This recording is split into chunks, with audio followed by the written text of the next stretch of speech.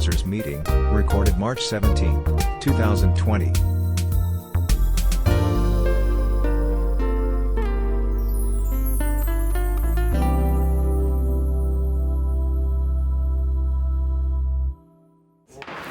It's 5 o'clock. We'll call the Portage County Board to order.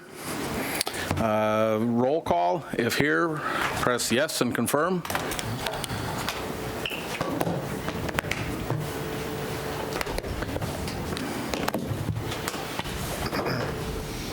See what we have. 23 present, 2 excused. Before we go any further, if for any reason anybody doesn't feel well or has a fever, please excuse yourself in today's times with what we're dealing with. So if anybody's not feeling well, you are excused. All right. With that, we will have the Pledge of Allegiance. I pledge Allegiance to the flag of the United States of America and to the republic for which it stands, one nation, under God, indivisible, with liberty and justice for all. Invocation by Supervisor James Gifford. Up there, because I can't even get close to that one. You can use this one if you like. It's your last night. You can do whatever you want, Jim. If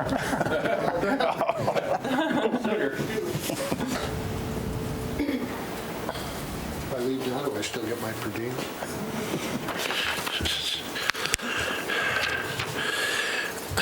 Hello. After 28 years of service on the Portage County Board, tonight is my last board meeting, as if you didn't know. It has been an interesting time filled with board decisions of great success and a few not so successful. Probably the most significant change over the period was the moving to a county executive form, a change which I opposed at first, but over the years I've seen it mature as each new executive puts his or her vision into practice. We've seen a significant improvement in our park system, especially Standing Rocks, created a top-flight countywide ambulance service, and supported non-county agencies such as the Portage County Business Council. Despite the strides that we have made together, all but 3 of us will need to face challenges which have faced us over the years and still await resolution. I've enjoyed working with the county board members, both past and present, and admired the dedication of all those I have served with. I'm sure that you will all continue to serve the citizens of our county despite continually facing shrinking financial resources. To the department heads without whom we would all find our service to the county to be much more difficult. Thanks especially to Finance Director Jennifer Josie, who made my job of serving as finance chair during several terms doable, and all without chiding me for encouraging her to take the job in the first place. I'd like to give a special word of thanks to the 2 county board chairs, Phil Eidsvog and the late Clem Hintz, who helped me to grow from the new kid on the block to the institutional memory of the board, a role I now pass to Supervisor Jeannie Dodge. Okay. And I couldn't end this oration without thanking my wife, Barb, for all the support she has given me throughout the years. How many times did she have to endure? Can't do that. I have a county meeting. I know you will all join me in praying for the health and safety of those who serve and protect us. Law enforcement, emergency response, members of the military, and the healthcare workers who are so important in times like the current coronavirus crisis. Finally, I had thought about emulating the president by throwing paper products to the crowd, but right now it would be very difficult, if not impossible, to replace the toilet paper I'd thought about throwing. Thank you all, and God bless.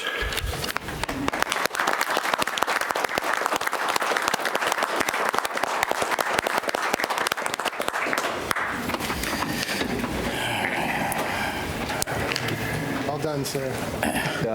Thank you for service. Review and approval of February 18, 2020 County Board meeting minutes. Motion by Supervisor Barry Jakowski, seconded by Supervisor Gussel. Any corrections or changes? All those in favor with aye? Aye. Opposed? Minutes are approved. Correspondence. Kayla? Just read them, Portage County Historical Society, relocation of synagogue. Chair Haga, April County Board and Exec Ops meeting dates and committee restructuring. Sheriff Lucas, upcoming open house forum on emergency medical responders. And Chris Holman, County Executive, correspondence to the board. Under the executive ops dates and committee restructuring, also there was an email that went out today stressing the fact that the chairs of the committees and the department heads should consider very strongly whether we need to have meetings or not. They should have something of some great importance on it. Otherwise, we should probably refrain from having meetings. If we do get together for any reason, make sure we are trying to abide by keeping distances in our spaces and limiting ourselves. So with that, Chris, I think you had some comments as well under your correspondence to the board. Yes, thank you, Mr. Chair. Just wanted to take a minute to kind of bring you all up to date in terms of the county's response to the COVID or coronavirus-19 situation. The update that's in your packet is really light years ago at this point. Everything is changing incredibly quickly. So, first off, I just want to make sure and thank all the public health officials across the state and in our own county who are working 24/7 these days to try to keep up with all the changes that we're getting. Similarly, thank you for your support now and moving forward, because it's really going to be a joint effort for us to get through a period of what can best be defined as full of uncertainty. The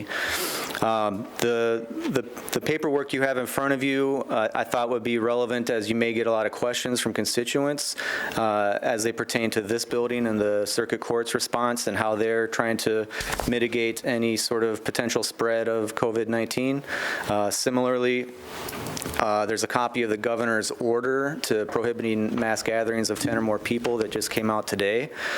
So everybody's reacting to that now. I can tell you that on the 2 p.m. call with all the county health officials across the state, most people, I just got done telling everyone in environmental health and elsewhere that the limit was 50. So now we're calling everybody back again, and that's kind of been the way of things.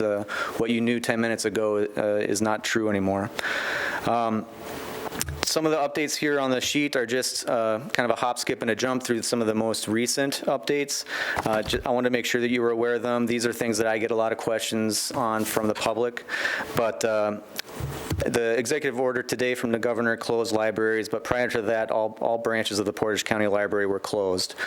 So they're going to remain closed until at least April 6th. This executive order may have extended that throughout the public health emergency. There are still digital services for library patrons to use, which is a nice addition for people who may find themselves having to self-quarantine or their kids are at home and so on down the line. The Portage County Parks Department, we just preemptively canceled all of any gatherings, period, just in line with the previous order from the governor, and so that certainly holds true with the current order that we received today. The parks, of course, are open to the public. I don't anticipate closing those, but anything we can do to identify gatherings that we know of, we're canceling. As of Monday, the ADRC at the Lincoln Center suspended all senior center and congregate dining activities. That includes the meal sites in Amherst, Junction City, Plover, Rosholt, and Stevens Point, including the Lincoln Center until further notice. The My Meal, My Way in Rosholt and Plover are also suspended, but it's real. On this point, I need to be very clear that if a participant requires a meal, they should still contact the ADRC to arrange for home delivery. And the typical home delivery system that we have in place is still moving forward. And essentially what Cindy's done is pulled those staff in, and now they're delivering food and with those individuals throughout the community. And you can anticipate a broader community response on that particular item and others related to it, whether it's from the school district or Bootstrap. We had a meeting earlier today where the initial conversation about getting all those people at the table to say, all right, what's the community response going to look like? Similarly, I've asked DHS, the Department of Health Services down in Madison, for some guidance on volunteer efforts, because this situation poses all kinds of unique wrinkles in how you try to approach resolving any of the situations that we're confronted with. So being able to give volunteers, whether it's in this situation or any other, and they're starting to pop up around the state, clear guidance on best practices and how to, not contribute to anything inadvertently in a negative way. All non-county reservations, meaning any external groups that are not a part of the county that would reserve facilities or reserve rooms for meetings, those have all been canceled. Departments are looking at, and I'll give them further guidance later today about steps they can take at their departmental level to do something similar to what the city's done already in terms of reducing sort of what you can do remotely, what you can have people call in to do versus what you really have to have in-person contact for, so that we're in the business of serving the public, so that's one of the wrinkles for us, and that we still have to carry out the business of the day, and that's why we're here tonight and why we're seeking guidance from the state and others to figure out how are people going to approach this, whether it's committee meetings, county board meetings, city council meetings, so that we're, again, protecting ourselves, the health of the public, the health of, law enforcement, and everybody involved in all of our meetings as everything moves forward. The county website, if you haven't visited yet, I encourage you to. I've been asking community organizations to post a link to the county website on their own websites because there's so much information being spread around right now. Some people in the local community are having a hard time finding the most up-to-date county information. So our website has a banner across the top and links down below, multiple access points to the most updated information we have, which is updated weekly at a minimum, and we add pieces as we go throughout the week. Today we added pages for county closures from the organization, as well as documents for all press releases, the material in front of you, so that the public can kind of see how the response is carrying over time. Press release updates from myself also are going out weekly and lately on a daily basis. Sometimes the information is happening so quickly that it's just a link to the latest guidance from DHS so that the information gets out. And for example, the order to close all schools happened Friday at 5 o'clock. So that inspired a lot of weekend work. And then finally we got daycare guidance on Sunday, which we could get out to the daycares because they were the next in line in terms of having questions about what they should be doing. We'll be sending future press releases and other information to all of you as the county board so that you're apprised of what's going on at the county. As we do that, I'll just ask to not reply all, cannot create any conversations through that first sending of information, but by all means, please reply to me or whoever might be sending you that information so that if you have questions or concerns or anything that you need to talk about, that you can have that conversation and we'll not generate a walking quorum. There are conversations about governance in terms of ways to hold meetings differently. Even are there ways to maintain the public's right to monitor the business of the county, but also make everyone's lives easier within the public meeting laws. So I anticipate some sort of guidance from the state on that, probably within the next few days, to a week. Everything's really going quickly now. Similarly, there's a lot of worry in the community. People, you might hear them referred to as the worried well, in a sense of people wanting to know, what's going on? Do I have symptoms for something? Who should I call? Do I go to the hospital? Do I go to the clinic? The guidance that is being issued is that if people feel ill, they need to stay home. And if they feel symptomatic about anything related to COVID-19, that they should call their medical provider first, because that conversation is going to tell them what they need to do from that point forward. And the reason you need to call first is because people are just showing up in person, and sometimes they're not symptomatic, sometimes they're demanding tests, and that sort of push of people into the healthcare systems is creating backlogs and problems for the people who are symptomatic when they arise, or who are there for other reasons that still need the attention of the people at the hospitals. So I've noted there that people can call 211. That will put them in contact with a person who is trained to speak to people about this situation. If there's questions that individual has that the 211 representative can't answer, they will connect that person with a call center at the Department of Health Services directly, and that's operating 7 days a week, 8 a.m. to 8 p.m. during the week and 9 to 5 on the weekends. People can also text COVID-19 without a dash, just COVID-19 to 211-211, and that will get them an automated message, which will again set them on the path to the information that they're looking for. Aspirus has also set up a call center, and maybe we'll see more as we get moving forward. But really, these lines of communication into the healthcare system on the phone are really what's going to help. You hear people talk about flattening the curve and making sure we have capacity in our healthcare systems wherever we're talking about. That sort of action is going to make sure that the people who need the help the most are getting it when they need it, and that people who may not need it right away can shelter in place. They can stay at home. Maybe they just have a flu bug or food poisoning or something else, and their medical provider will tell them. So, there's obviously lots of questions about how is the county going to respond to this in terms of employee compensation. In the very big picture on this, there's a House Resolution 6201 that has been passed by the House. It has the support of the President, but the Senate needs to go over it. Whether or not the Senate approves the current form or not, or makes few enough changes that it doesn't have to go to conciliation, which will add time. Just hypothetically, if the Senate approved that today, if they don't suspend the rules at all, it'll be a 15-day period until they get it ratified. And what that bill currently would do is things like it offers some forms of income relief for workers, FMLA extension, paid extension. There's questions about costs of getting tested for COVID-19. The current language may change. There are some blind spots according to different reports, but realistically, the county's strategy, really not knowing where this is going to go, is going to be more of a tiered response. So the first tier is going to be, somewhat of a business as usual, like if we had a hazardous weather situation or where people couldn't go to work or things like that, that will be the tier 1 response.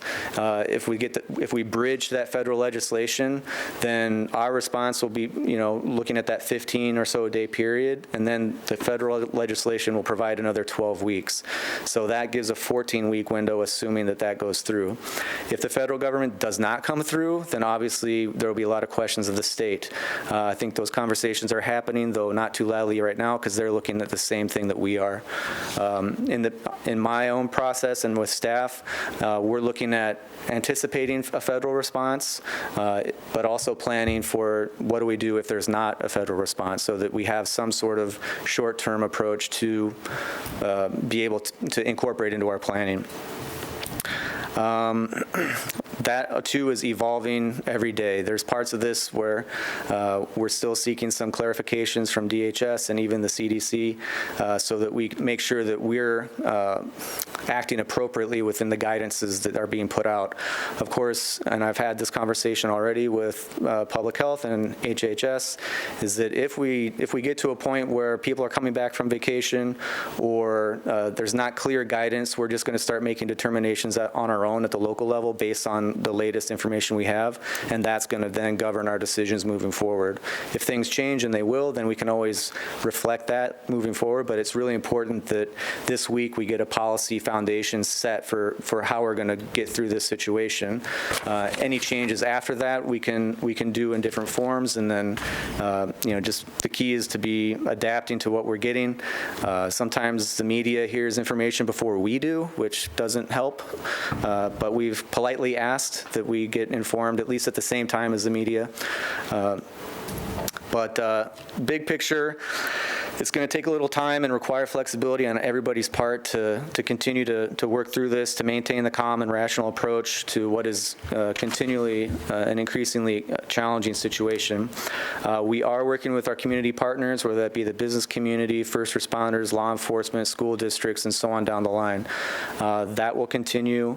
There are different meetings being set up for that group, for all kinds of groups really, but the point is to have a coordinated community response. And the further we get into this, the more important that coordination is going to be.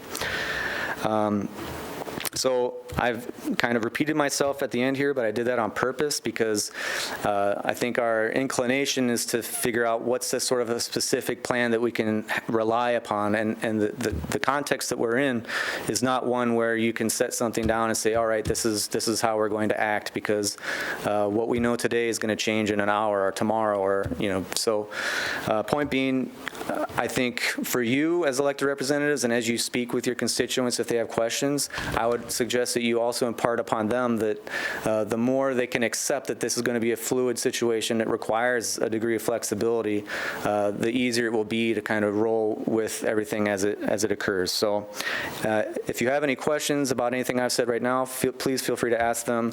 Ray's here as well. We get daily updates from the Department of Health Services. Those phone calls last anywhere from an hour to 2 hours. But we have the most recent data for Portage County. There's still, as of the call today, no confirmed cases of COVID-19 in Portage County. Testing is ongoing, and the state is going to be, modifying its response as well as you see more confirmed cases pop up in different counties. Just a quick question. And I agree with you. I think everything's going to be fluid. But I'm wondering, what kind of message are we giving our employees to the port at this point in time? Because your message I heard was really one of empathy and the understanding that there's, we have a lot of people out there with questions, and I think our employee group is no different as every other employee group. Mm-hmm. But are we kind of giving them that same information, outlining to them that, A, we understand this is an issue for them, these are the first step, the second step, third step, and this is a high priority for us? Is that the kind of, is something going to go out relatively soon to them so that they know that same message? Yeah, I communicate with department heads regularly with that sort of message. Again, just trying to be very frank with people in terms of, we're working on a policy. We're changing a policy every day based on what feedback we're getting from the state. But we need to get that in place this week so that that's something we have moving forward. But yes, certainly in terms of people asking questions, we just say, like, right now we're operating under current policies and ordinances.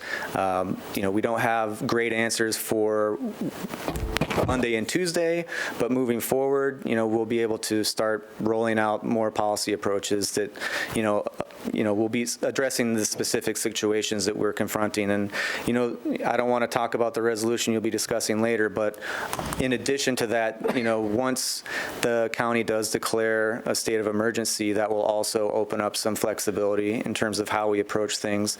And so the preparation to this point is to say, let's get everything ready so that the county board is going to have a discussion, we can have a state of emergency declared, and those two coming together will then give us the, one or the other will give us or both will give us the ability we need to then move forward. Appreciate it. Any other questions?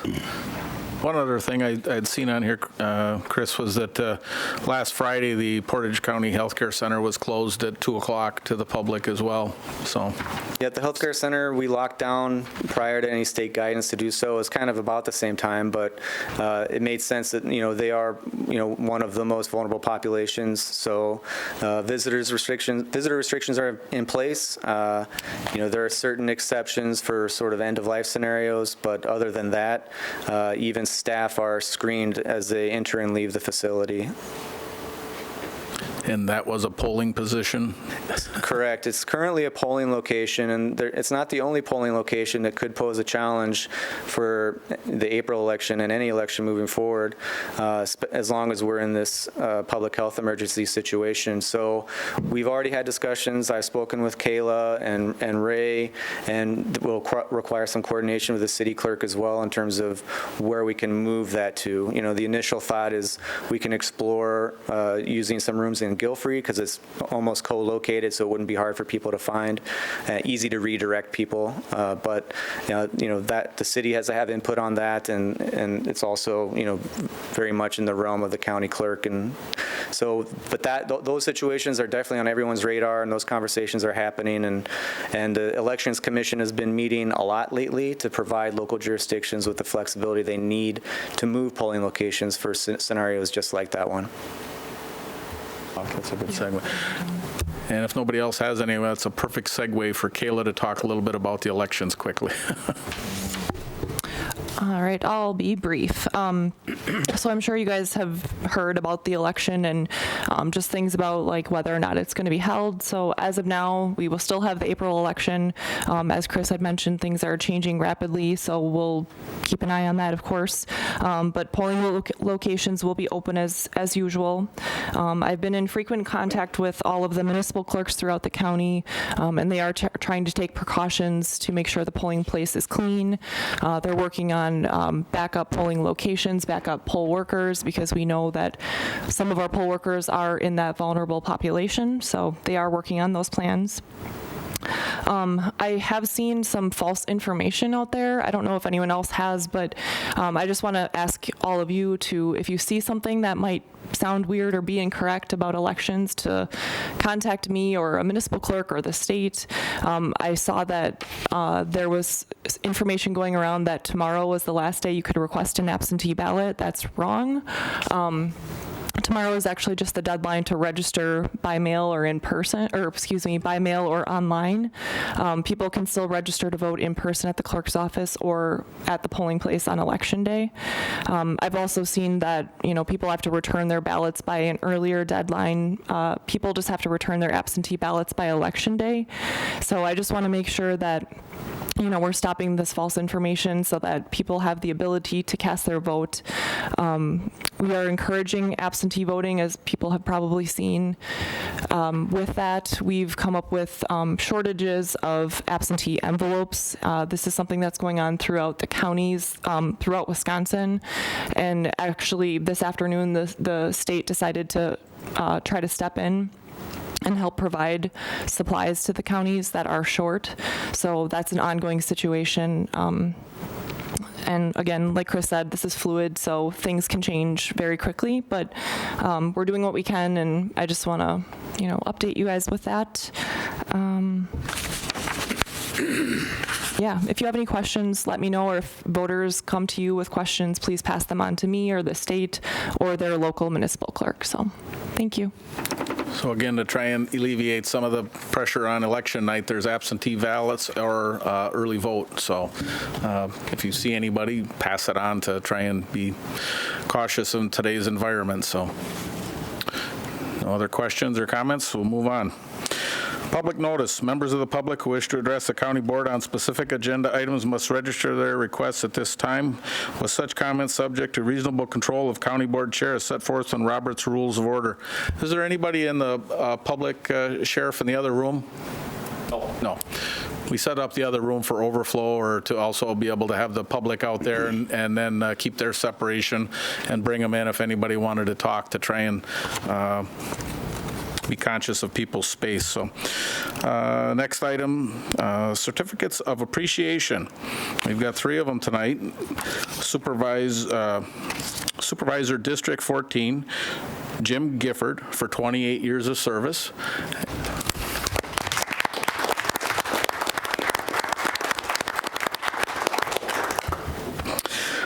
Supervisor District 19, Dale O'Brien, for 14 years of service.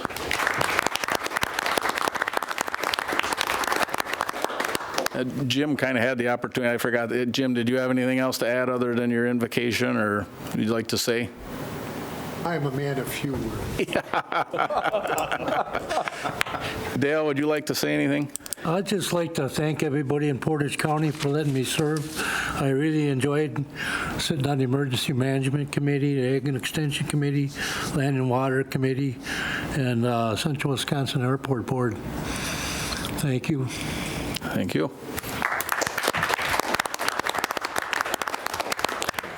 Supervisor District 25, James Droik, for 23 years of service. Jim, would you like to say anything? I'd just like to say just a couple of things. I'm kind of the odd duck out of this because my term has been only 23 years. I first got on, I was interviewed for this position. My father passed away of a heart attack, and I was interviewed actually by Clem Hintz and Roger Richa at the time. 3 individuals interviewed for it, and I received the go-ahead vote. The accomplishments I would think that I'm most proud of are several. Most of them probably are in the concrete and building type phase. Solid waste, that was instrumental out there. We've had an addition on our highway. Airport, we've had some there, but probably the biggest one is our business park. I remember meeting out at approximately the base of it would have been in Walmart's parking lot that I, Clem Hintz, Chuck Hill, and Myron Soik met at the base, which is Ranke irrigation system. And I remember remarking to Myron at the time, we were paying him $33,000 an acre, and he kind of laughed. He says, how many years is this going to take to fill? Well, at the time, not knowing, I think I'm pretty proud of what we've accomplished out there. In everybody's terms, it might not be the greatest as far as diversity, but I think it pointed Portage County in the right direction. So the business park is where I'm most proud of. Several of the committees that I'm most proud of are HR. I was on HR for 19 plus years with Laura, who I remember interviewing actually at the time. Back to my days of, I've been on highway for 23 years. I've been on highway ever since I got on this position. I followed it on the highway, and it's been in great hands and a great lot of individuals that have been out there. And with Nathan running the helm there, I think you have nothing but pride to be expected coming out of a highway division. And all the way down the line, we do have some great directors in our, as much as I kid Ray and Jenny and the people that I probably haven't served on some of their committees, I'm most proud of some of the friendships that I've developed over the years. Those are what I'll cherish the most and probably miss the most. And I wish all of you the best of luck as we move forward for Portage County. Thank you.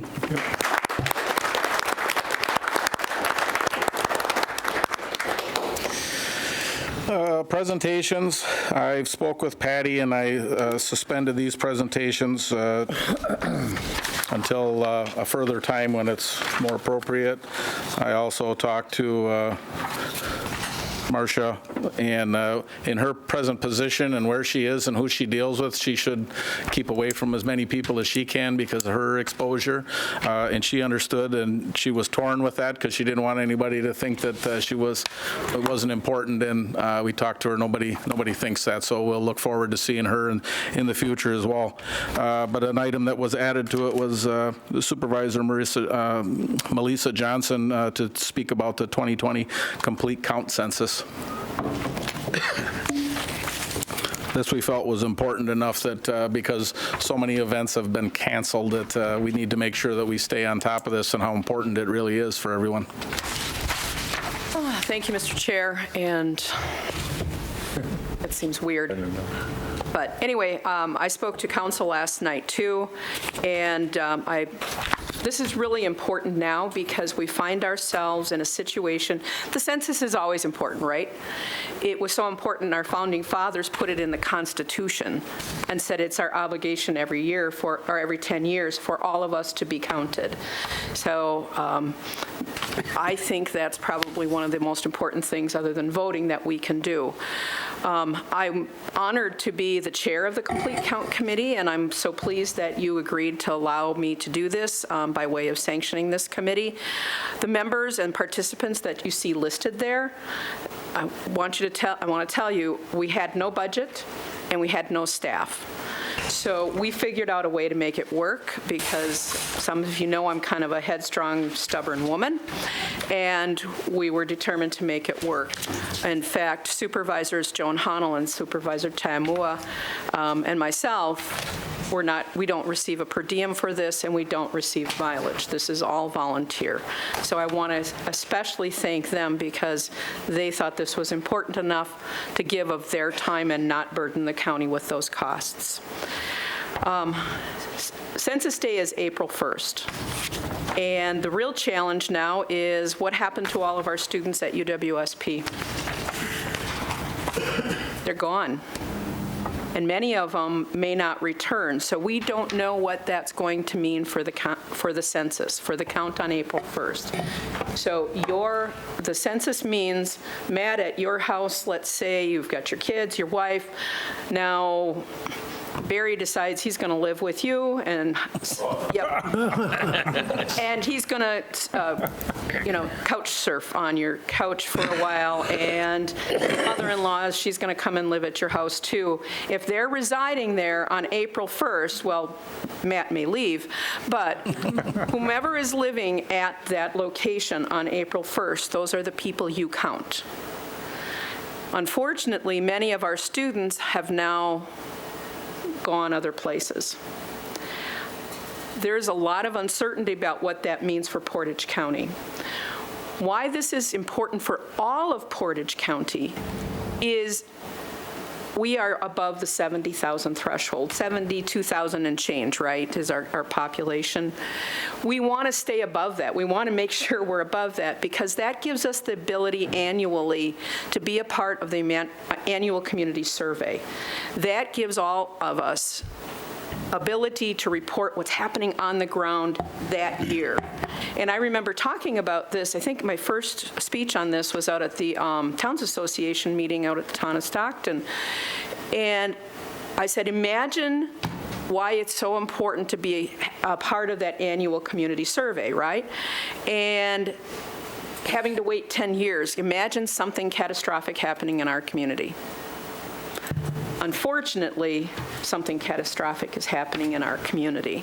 So being able to be a part of the annual community survey allows us to report what's kind of going on the ground all the time. If we fall below, we fall into those small counties, those small communities, and we would have to wait till 2030 to provide that information back to the Census Bureau. The other group that I'm really concerned about now, in particular, is our rural seniors, because they are going to be more isolated now because their conduit has been the ADRC, Meals on Wheels, and of course we're still going to be providing meals, but that's been their conduit. And more importantly, we were going to be providing workshops and assistance at ADRC and at our libraries. Those are all closed. So seniors now, unfortunately, we won't be able to provide that support. Another thing that is closed, we were going to have a number of big events the last weekend of March, so in preparation for Census Day. Since that census weekend, we were going to have a faith-based approach to this, so there was an ecumenical approach to having a faith-based census weekend, thanks to Pastor Ben Sheets, as who you can see is on this list. He was working with his colleagues in the faith community to make sure that they were hitting the notes on that weekend, whether it was in temple or in church services, to provide information about the census, or as Pastor Ben said, even Jesus was born during a census. So he wanted to get that word out. We're a little uncertain what's going to happen with the faith-based community and whether people will be meeting.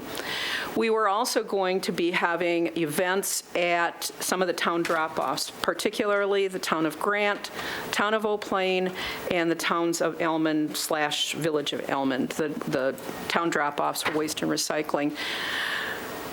Can't do that now, unfortunately. The town of Grant was confirmed. It was my responsibility to reach out to the other two.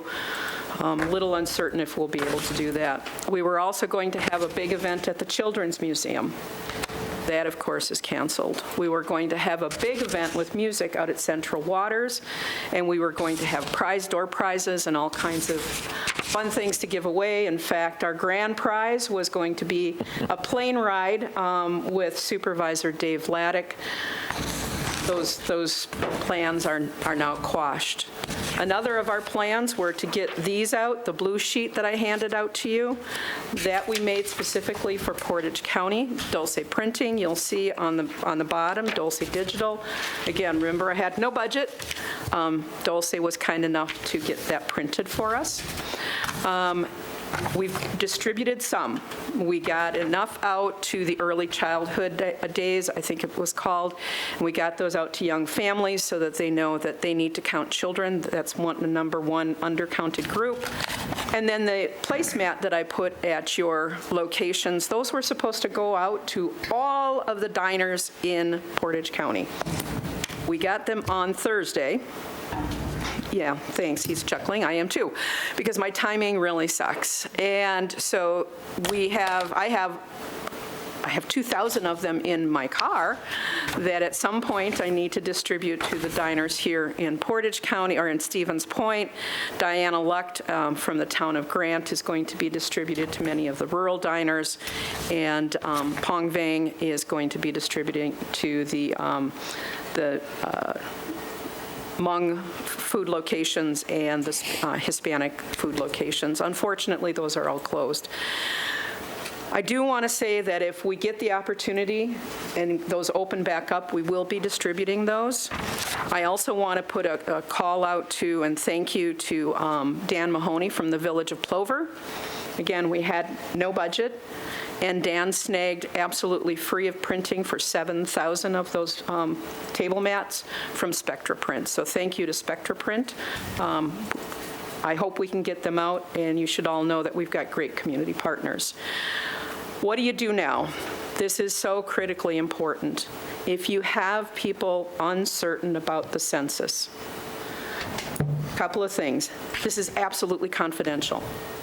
If you have constituents who may be from marginalized groups, please reassure them there will be no questions about citizenship status. Please assure them this is absolutely confidential. Your name and information will not be shared with any other agency in the federal, state, or local government. The census will be available in many languages, including English, obviously, Spanish, Chinese, it's kind of a basic Mandarin, Vietnamese, Korean, Russian, Arabic, Tagalog, Polish, French, Haitian Creole, Portuguese, and Japanese. There's also online on the Census Bureau's website a video that is in English, American Sign Language. So if you have any of your constituents are hearing impaired, they would be able to use that video. There is also by phone other languages available, so for our Hmong residents, that would be available for them. So please assure your constituents there's many ways to access the census, online, by phone, and by mail. Please help them if they don't understand about it and provide them that information. If you're uncertain, point them to census.gov. You can also call United Way 211. The ADRC, you can call at 715-346-1401. They will help people understand what to do.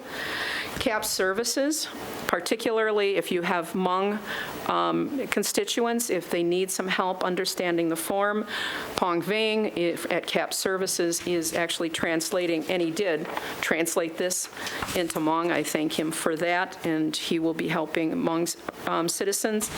And also at the CAP Services is Greg Groman. He's from the Census Bureau. He has been assigned to CAP Services to help citizens in Portage County and Central Wisconsin.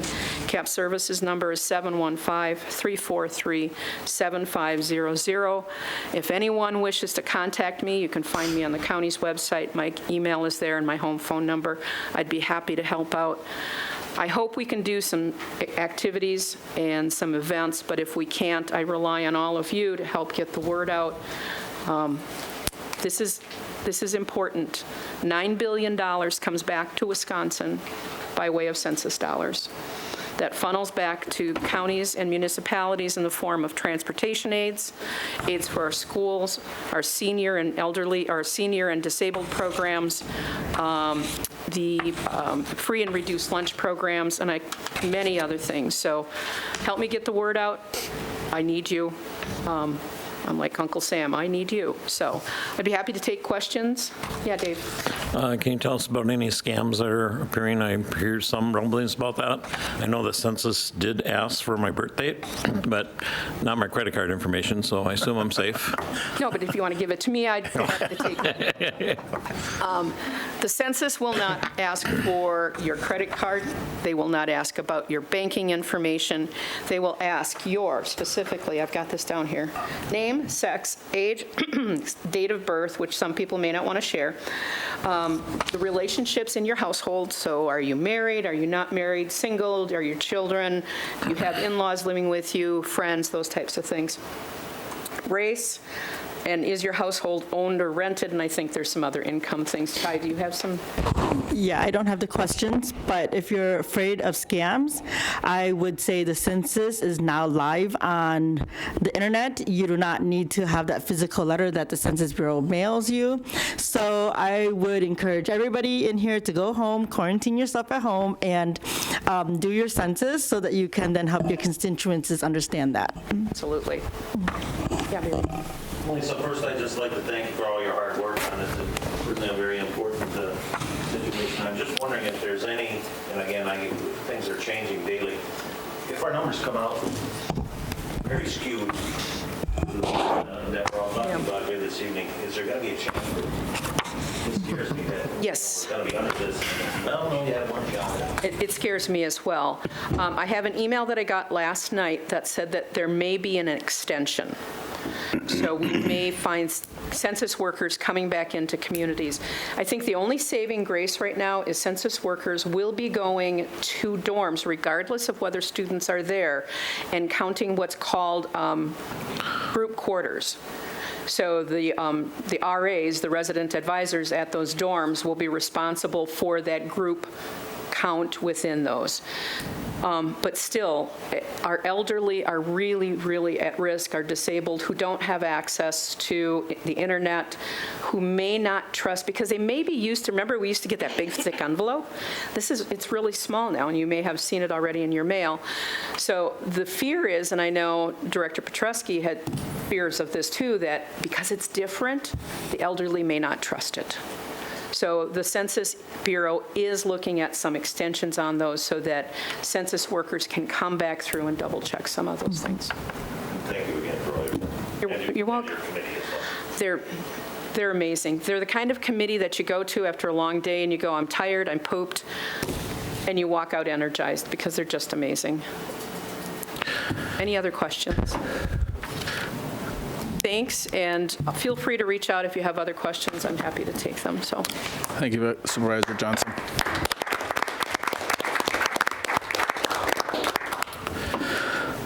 I also have received updates on this as we've gone along, and one of the things is those placemats and some of the ideas that came out of that committee and those folks that are working on it, Supervisor Mua and Supervisor Honnold, as well as Supervisor Johnson. If there's any of the materials that you think you can find a way to slip into your groups or get to your municipalities, please reach out to them so we can continue to work that effort, because we have to find other alternatives now that all the plans that were laid out have all just gone away. So I think I need to see afterwards. I might be able to take some of those placemats. I've got some locations that we can try something with. So awesome. I've got them in my card. So next item, claims. Discussion and possible action on recommendation disallowance of motor vehicle accident claims submitted by Tyler Witt and his attorney Hubert and Abrams SC. I'll take a motion to deny. Motion by Supervisor Don Jankowski, seconded by Supervisor Matt Jakowski. Any discussion? Supervisor Dodge. I don't even know what town Highway Z and Highway 66 are in. Sharon, not Stockton. Oh, yeah. Does that answer your question? You're satisfied with that? No, I'm just pointing it out. Oh, okay. All right. Any other discussion? I'll just take a voice vote on this. All in favor of denying this claim? Aye. Opposed? Motion carried. Resolution and ordinance number 1, Town of Albin Comprehensive Plan Amendment and Portage County Zoning Ordinance Map Amendment, Town of Albin. Resolution number 214-2018-2020, submitted by the Planning and Zoning Committee. This resolution amends the Town of Albin Comprehensive Plan. Motion by Supervisors Droik, seconded by Supervisor Mua. Any discussion? All those in favor, press yes, and opposed, no.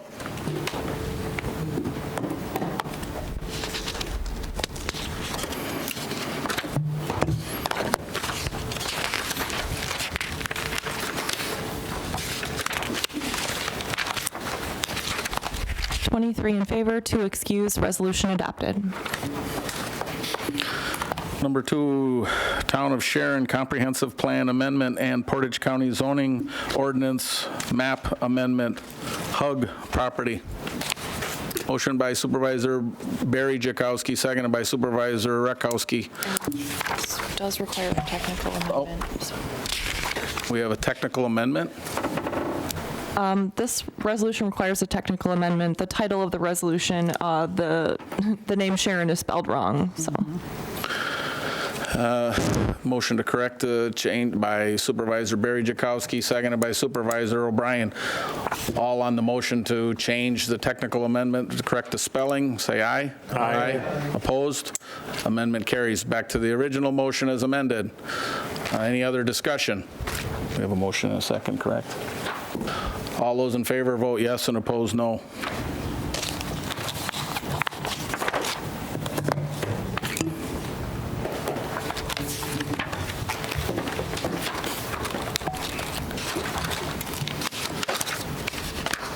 In favor, 2 excused, resolution adopted.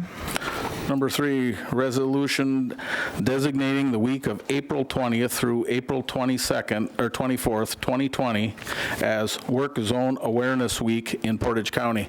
Motion by Supervisor Laddick, seconded by Supervisor Matt Jakowski. Discussion. Supervisor Neville. The fourth whereas should be there have instead of has. Did you find it? Can you restate? Fourth whereas, instead of saying there has been over, there should be there have been over 2,000. Oh. Got it? There. Yep. And the sixth whereas, the word which should be thrown out.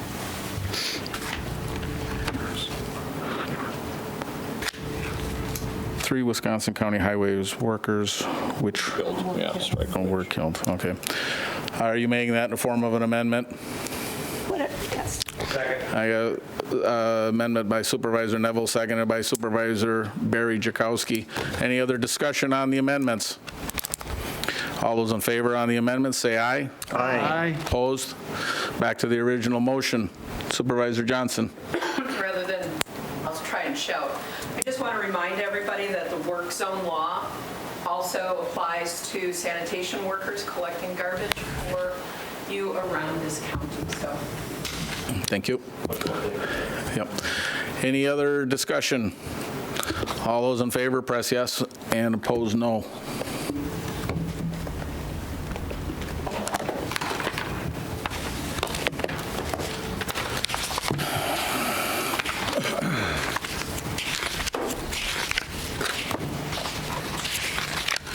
In favor, 2 excused, resolution adopted.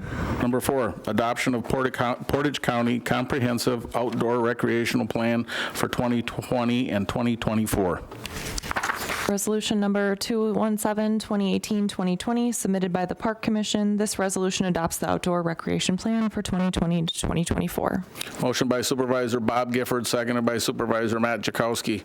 Discussion. I'm sorry, Barry Jakowski. You guys are all those in favor, press yes, and opposed, no.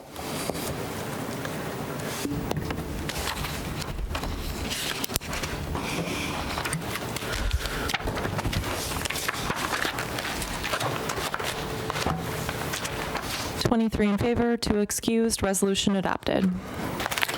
Number 5, dissolution of Capital Improvements Economic Development Committee resulting in the revision of Portage County Code of Ordinance, Section 3.1.3, Capital Improvement Economic Development Committee, Section 3.1.10, Finance Committee, 3.8.1 Budget Schedule, and 3.82 Capital Improvement Program.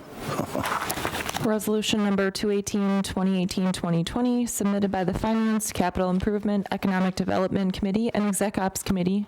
This resolution dissolves the Capital Improvement and Economic Development Committee and revises related ordinances. Motion by Supervisor O'Brien, seconded by Supervisor Dodge. Discussion. Supervisor Moresi. I just have a couple of questions. At the end of this, there is a list of definitions. And at the last definition, in red, it says the cost of a project matter, owner's representative or engineer deemed necessary by the Finance Committee to oversee the project of capital projects in excess of $1 million. The Finance Committee has the authority to require this level of oversight based on the type and scope of the capital project, but is not absolutely required for all projects in excess of $1 million. I'd just like to understand that a little bit more. Jenny? Please.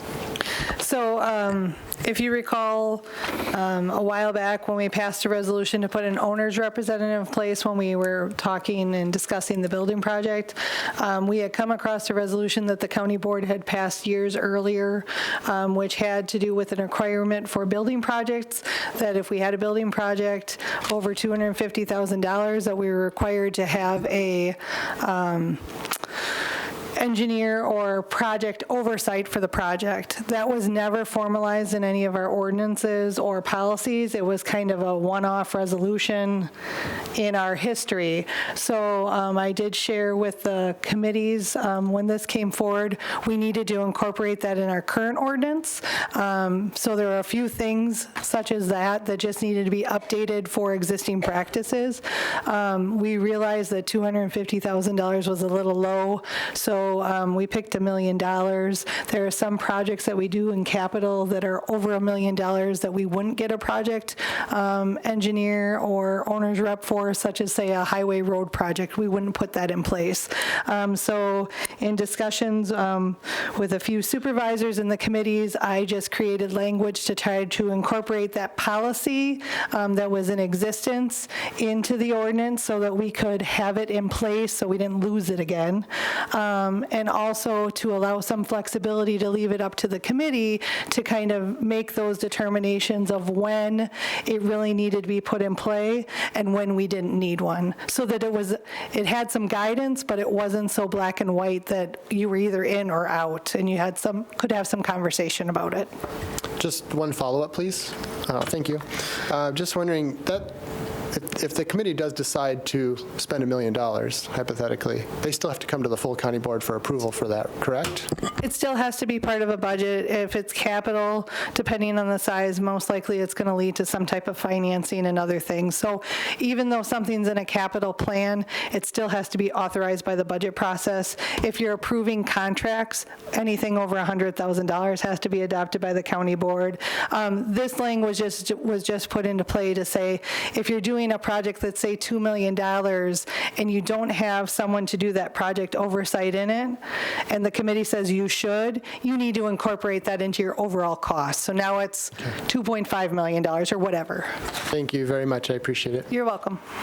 We wanted to also make sure that there's an out on it depending on the type of project, that it's more or less up to the committee, depending on the job, whether it needs the oversight or not. So Supervisor Johnson, you had your hand up as well.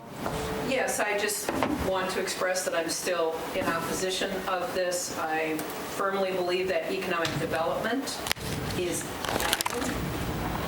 and that even though the business park may be nearly full, we could reimagine an economic development committee for the county based on our collective goals, our collective ideas, our collective values, and plan for the future. It really is distinctly different than the functions of finance, and that is why I still stand in opposition.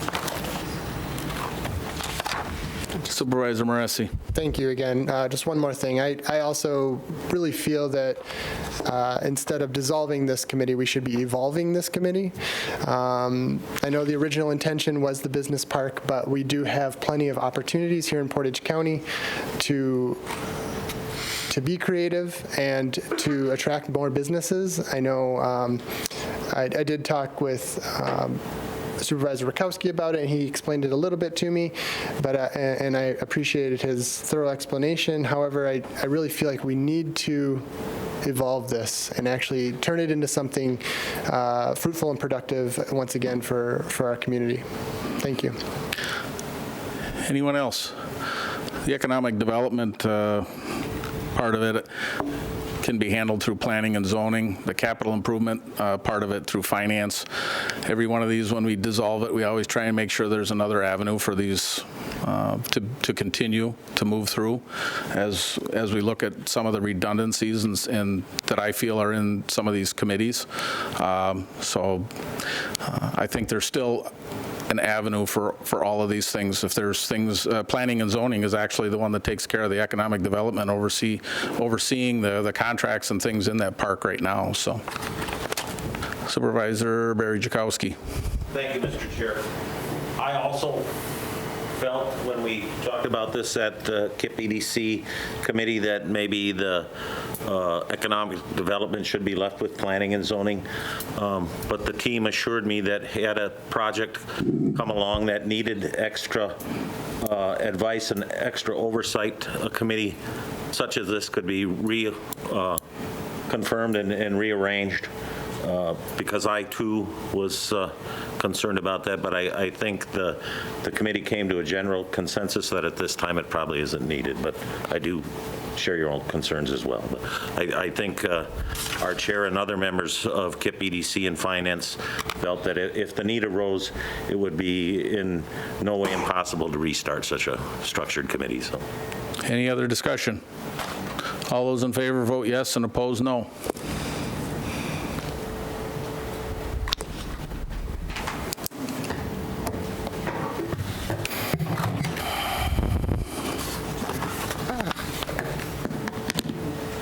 Big nut.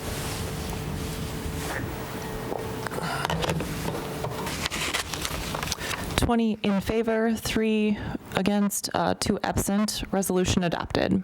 Number 6, dissolution of Land Preservation Fund Committee resulting in the revision of Portage County Code of Ordinance, Section 3.1.18, Land Preservation Fund Committee. Resolution number 219, 2018-2020, submitted by the Finance and Exec Ops Committee. This resolution dissolves the Land Preservation Fund Committee and revises the related ordinance 3.1.18. Motion by Supervisor Laddick, seconded by Supervisor Barry Jakowski. Discussion. Supervisor Johnson. Yeah. I am also opposed to this. Again, I believe that in the absence of a plan for what the future is of this board, what are our collective visions, what are our collective goals, what are our collective values, so basically strategic planning, it's very premature at best to dissolve these sort of things without knowing how they could function in the future.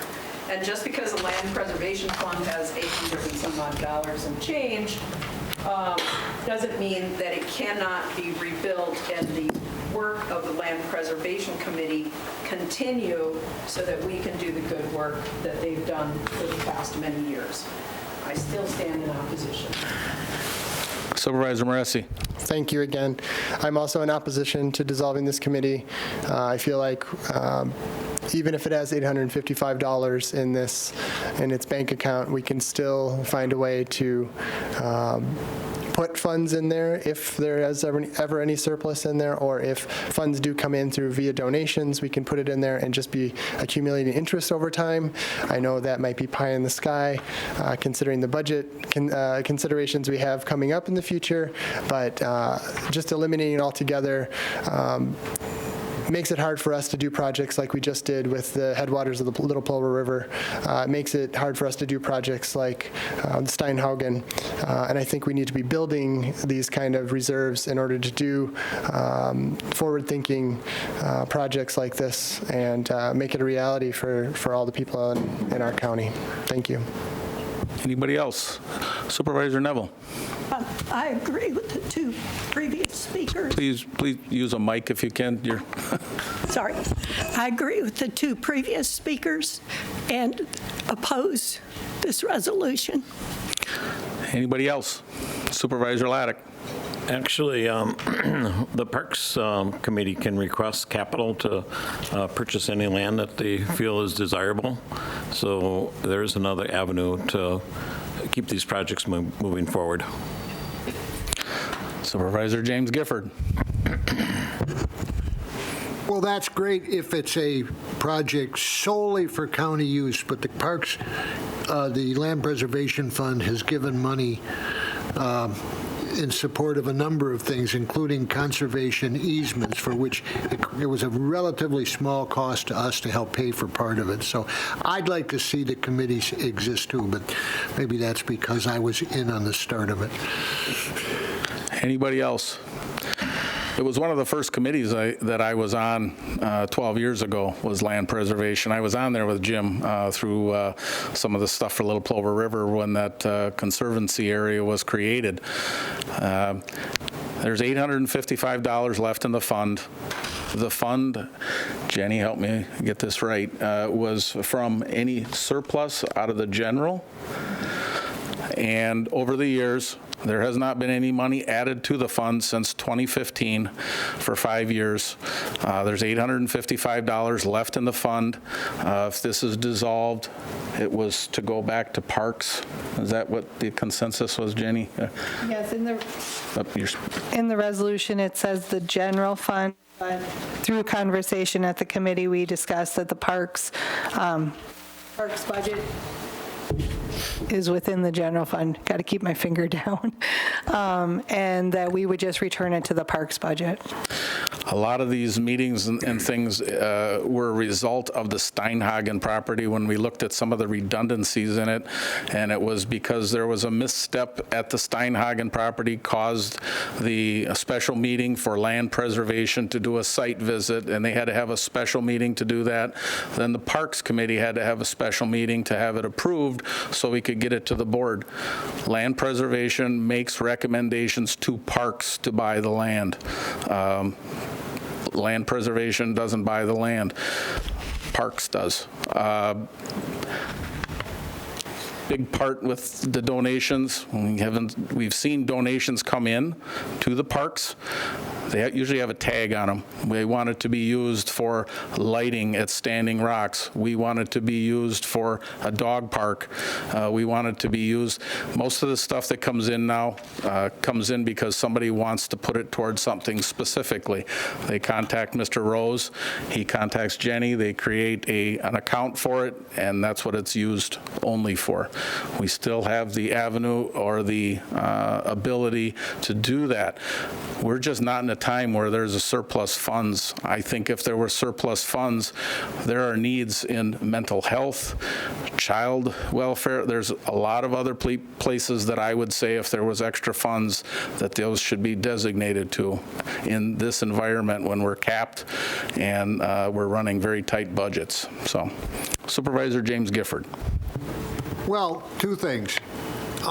Originally, $100,000, first $100,000 in surplus went to the fund. Those of us who liked the fund liked it a lot, but that changed. They just got put into the surplus budget requests. And so, yes, I would suggest if there were a mental health issue there, that would probably be a higher priority. I'd also like to suggest, so no money has gone in there in 5 years. Should we make a motion that say anything that's been on the capital projects list for more than 5 years gets removed? No. No. Well, I know that's the answer. But. Okay. Jenny? I just wanted to clarify for the board too regarding donations. We accept donations for various things all the time. In order for the county or for the board to accept donations, a specific fund doesn't have to be designated to do so. Depending on the dollar value and depending on the purpose, it would obviously take different avenues, such as when we did more recently receive a large donation for parks for the lights that came through this board as an acceptance because of its size and needing to award the project. But in order to accept donations for a specific purpose, we can do that at any point, and it doesn't need a special fund in which to do so. And they all go through Mr. Rose, whether it's land preservation or parks. It's the same individual that heads it up. So, any other discussion? All those in favor, press yes, and oppose no.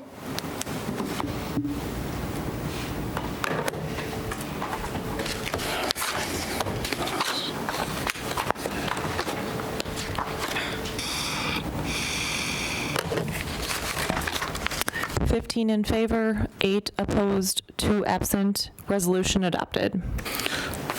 Number 7, resolution declaring official intent to reimburse expenditures on county highway projects from proceeds of borrowing. Resolution number 2020, 2018, 2020, submitted by the Finance Committee. This resolution approves intent to reimburse expenditures for highway projects. Motion by Supervisor Droik, seconded by Supervisor Rakowski. Discussion. All those in favor, vote yes, and opposed, no.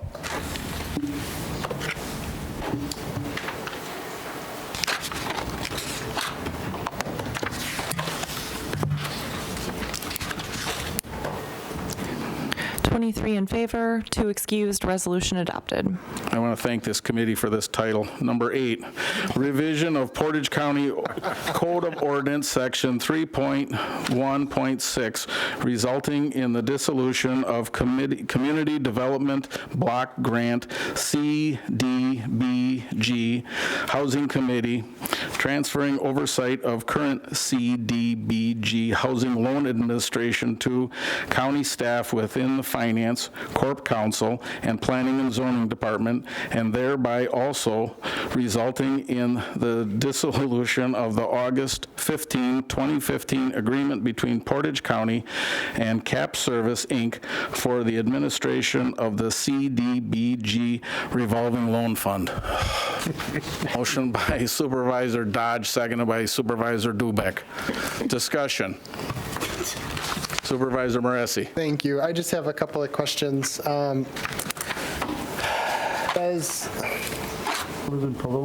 Now, from this resolution, it sounds like people still have access to these funds to do the work that needs to be done. But Cap Services is excellent at doing this work. My question is about, and now we're going to be passing this off to other county departments to be taking care of that. Are they, and I trust that they have the expertise to do it, but we're also putting a lot of more responsibility on these departments to take care of something that was essentially outsourced to Cap Services, who is incredibly competent at doing their job. Is this something that, I guess, just help me understand the funding side of this, and is this a good decision for the county? Because I understand that we can kind of alleviate some bureaucracy, but again, CAP is very good at what they do. Jenny? So that's not all completely how this reads. Okay. So this resolution, in effect, does terminate the contract with CAP, but the resolution itself also does return any of the funds that we did have back to the state. So we won't be revolving out loans in Portage County. We will only be administering those loans that have been given out, and we will be satisfying those loans as they pay them off. So we won't be issuing any new funds. Those remaining funds that we have will be going back to the state of Wisconsin for them to use in similar programs. We were approached by the state of Wisconsin to do this. At that point in time, our loan balance was under $10,000. We did have a couple satisfactions in the time of putting this together, but we weren't getting requests to revolve out the funds, and we weren't having loans satisfied, so there were no new funds to revolve out. So the state did send out letters to various folks who had the funds and said, they targeted those people that had under $50,000. We were in that group and said, you're sitting on some money. We can do some stuff with it at the state level. We talked about how much we had. We determined that probably was a good idea, that it could be used in a different way, and that's the result of this. So we won't be issuing new loans. Okay. We will just be administering the ones that exist because of discontinuing the program and only having to maintain those loans that do exist. The restrictions that the state has placed upon these programs was lessened in terms of the reporting. So we just have to work on the satisfactions regarding those loans. And Attorney Ray, if I've missed anything, fill in the blank. You have covered it very well. Supervisor Bob Gifford. Yeah, when this came up at Health and Human Services, I asked the question, where is this coming from, and is this coming down from the state? And I kind of, based on the answer to my question, I kind of had the impression that it was sort of mandated on us by the state, or that it's pretty much strongly recommended, and so it's not like something that we're just deciding to do, on our own. The other part of it was some of the inactivity in it as well. When the committee, I'm going to get this, CDBG committee got together, the first thing they had to do was approve the minutes from their last meeting, which I was the chair of October of 2017. The committee had not met since then. So, Supervisor Dodge, you had your hand up. Just to be clear, the regional block grant is currently existing. They get generally a couple $1 million every 2 years. So Portage County residents are more than eligible for those funds. So it's not that we would suffer from lack of funding if someone needed it. The other thing I would point out in regards to this program, the regional fund that Jeannie is referencing, that doesn't appear in any of the county's financial statements or budget. If you look at the activity related to this program for the last, say, 5 years, I don't think it's gone over $1,000 in terms of activity, and that's bank interest and expenses. Supervisor Moresi. Thank you. I guess just one follow-up, and this is purely out of curiosity. Why isn't this program being used by anybody, or is there any insight on that, or why aren't these funds being used? I can't answer that. I know Paula Cummings, who works with this program for the county, who also does in her local municipality, has indicated, in conversations that they have a hard time attracting people to this program. I don't know why. Wow. Supervisor Barry Jakowski. I just said thank you. Okay. Supervisor Barry Jakowski. Thank you, Mr. Chair. Just to clarify, then, it sounds from what Supervisor Dodge said and the response that Director Josie gave, people of Portage County do have other avenues to apply for this same grant program. Am I correct in that statement? Yes. Thank you. Any other discussion? I just want to say, and also keeping in mind that when this money goes back to the state, it will be reused in some fashion as well. I don't know that it necessarily will come back as is, but it's going to come back to somebody to use for similar programs. Any other discussion? All those in favor, vote yes, and opposed, no.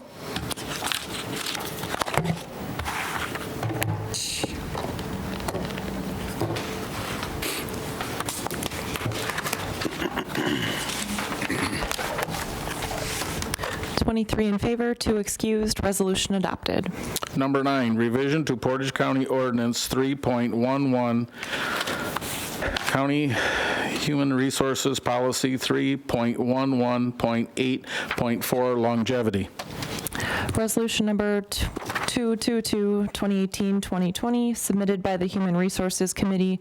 This resolution revises the ordinance related to the longevity benefit for elected officials.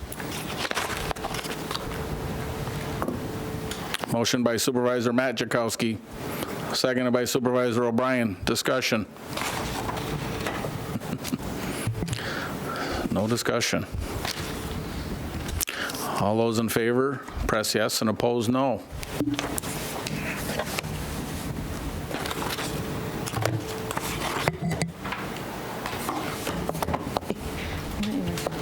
Today. 20 in favor, 3 against, 2 excused, resolution adopted. Number 10, revision to Portage County Ordinance 3.11, County Human Resource Policy 3.11.9.10, Administrative Protection Occupation Employees, a Uniform Allowance. Resolution number 223, 2018, 2020, submitted by the Human Resources Committee. This resolution modifies the Uniform Allowance Ordinance for Administrative Protective Occupation employees. Motion by Supervisor Don Jankowski, seconded by Supervisor James Gifford. Discussion. All those in favor, press yes, and oppose no.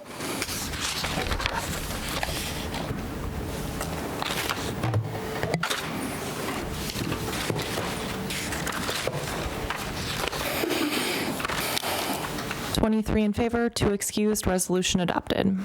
Number 11, authorizing fringe benefit adjustments for the remainder of the sheriff's 2019-2020 term of office in consideration of the Wisconsin Retirement System, WRS, employee contribution being paid by the employees versus the county.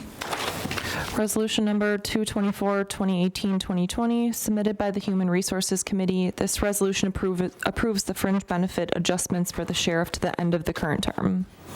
Motion by Supervisor Matt Jakowski, seconded by Supervisor Laddick. Discussion.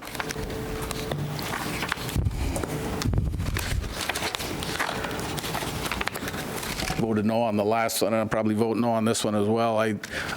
Supervisor Johnson? I said this before, and I'll say it again, after Act 10, many of our employees, most of them in fact, lost that benefit and still are without it. And I want to speak in support of all the hardworking people who lost that benefit after Act 10, and I'll be voting against this. Anyone else? Supervisor Matt Jakowski. Thank you, Mr. Chair. This comes down to a what's fair is fair thing. I am one of those people, from what I do, that lost my retirement payment due to Act 10.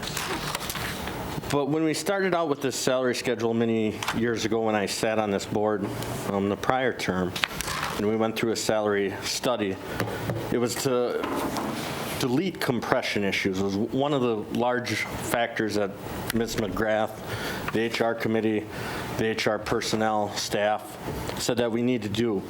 If we don't do this, we start getting that compression back into our sheriff's department staff. The sheriff, by statute, has to follow what the deputies do with the ratification of their contract. That is totally out of his control whether they ratify it or not. As soon as the contract is ratified, we started a compression issue within the whole management system. We actually took care of the other management system prior to this last meeting, and this is just cleaning it up for the sheriff's department, or for the sheriff, to get rid of that compression issue. Otherwise, you have a sheriff that's paid same as your chief deputy. The chief deputy doesn't take those phone calls, doesn't do what the sheriff does, doesn't have the responsibilities of what the sheriff does. So we have to keep that separation in there to avoid that compression, so we keep getting quality people to run for sheriff. Anyone else? With that, all those in favor with yes and opposed no.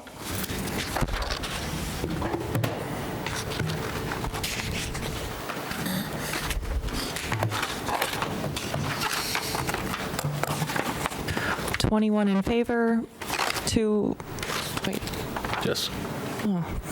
against, 2 absent, resolution adopted. Number 12, elected officials' compensation for the 2021-2024 term for the county treasurer. Resolution number 225, 2018, 2020, submitted by the Human Resources Committee. This resolution sets the salary for the county treasurer for the 2021 to 2024 term. Motion by Supervisor James Gifford, seconded by Supervisor Laddick. Discussion. Supervisor James Gifford. We probably all know what I'm going to say, so we don't need to talk about it, but this inequity occurred for historical reasons, which the current treasurer had nothing to do with it, and I think we ought to rectify that situation. Supervisor Moresi. So I sit on the HR committee as well, and we went through this process, and we did ask McGrath to send a recommendation, and they made a very thorough analysis of where they think we should be. And originally, I did vote in favor of this. I really feel like for the sake of policy and consistency, we probably should follow this McGrath study a little bit more closely. So I'm going to vote against, so we can have the pay schedule be as they recommended. I also, depending on who's on the HR committee next time, when we look at this, I think we should also look at the county clerk and register of deeds position and reevaluate that again. I know we don't want to, do things twice, but I think we may have made a mistake on that because they did make a recommendation for that as well, and we may have given them too much according to the recommendation. Point of order, Mr. Chair. What does the clerk and the Register of Deeds have to do with this? It's not germane to the topic. Just something that we should look at again, Mr. Jakowski. I think he's referring to the McGrath study that's included in here because they are made mention in here as well. They asked them to take a look at those elected officials. This one is just about the treasurer's position at this time. And my focus on that is just to make everything equal, because it does say that those should all be the same. And I think we may have jumped the gun on that, and myself included. So, Supervisor Machikowski. Since we opened the can of worms and allowed it to remain to the topic, I will just comment on the Register of Deeds and county clerk salary. Those were set with information from McGrath. Those were set with the information that we had from McGrath from the salary study, using that. Anyone else? I had attended a few of the HR committee meetings as well, and it's one of the comments that was made was we spent money on this McGrath study, we should follow it, and that's where we ended up with the 84.6 for the positions. And I believe that it was in front of this body, it was kicked back and asked to have McGrath take another look at those specific positions. They came back with a recommendation that's included in your packet that is 72.9, and yet we are still 78.7. 78.7? Yeah, it's in the middle of that paragraph. Okay. Grade 29, step 5. There it is, 78.7, and we're still looking at 84.6. I agree with Supervisor Moresi. Supervisor Machikowski. Again, Mr. Chair, if you would reference the minutes of that meeting, of that county board meeting, it was asked to have the treasurer's position sent back, not the other two. Okay, so we didn't ask for the other two. And so from that McGrath study, what was their recommendation for just the treasurer? What? 72,936, but there's some historical data going back. I believe Laura included that in here. I don't know if Susan can answer that question. There was some historical data brought to our committee that the treasurer, back in what year was paid the same as the other two positions. That's why our committee decided, the HR committee decided to pay it the same as the other two positions. And I thought that was back page. You're looking at historical. Oh, yeah. If you look at the very back page, if you go back to 2006, the county clerk is at 53,671. Register of Deeds is 52,607. County treasurer is 52,607. The clerk has always been a little ahead through those. Then all of a sudden, when you get to year 20, that was hard to read. 2017, when there was some turmoil in the treasurer's office, we started to see a separation. So the committee looked at the historical, said they're all paid the same prior to 2017, the turmoil in the office, and we decided that it was best to bring them all to the same level.